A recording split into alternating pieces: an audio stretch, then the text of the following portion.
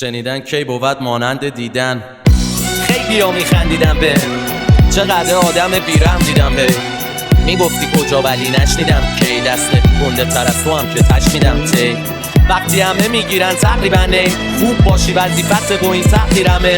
حاجی نداشتم حتی تو چند سال شد که از همه خستم از کارگری تا خلاف هرچی کردم با خوب و بد ساختم راه و رسم بد داشتم ذات خوب و از آدم انگاری برداشتم انقدر بریدم که دنبال واکسن نیستم اونی که تو فکر میکنی اصلا من نیستم علنی موزیکاشون شعرام همش کپی میشه برم بالا سرش میخواد بگه توضیح میده از دل روزگار که لابلای قدمون گذشت فهمیدم قهرمان شدن یعنی مسخراب شدن تو جمع پناه شدن تو رنج تلاش شدن تو خطرات بلند شدن و بعدش دستنا شدن تو سعی بنا شدن زمان به من یاد داره که منتظر نمون چون با سکوت سیاهی میگیری لطفت زبون منتظر مردنش نمون تو پشت سرت نمون نصابش گفت درت درون و مهلت تموم Duru bir su gibi bazen muğdan gibi bazen bir deli rüzgar gibi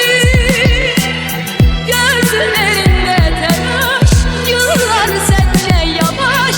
acelenle bekle سینم جای قد شده جای چی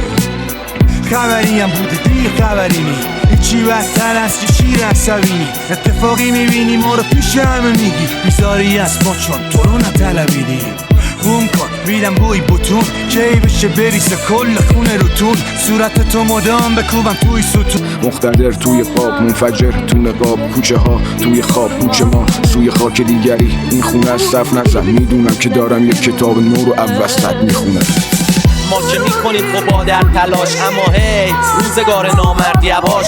دل ما به تنهایی عادت نداشت انداختیم اون وسط آدم بداش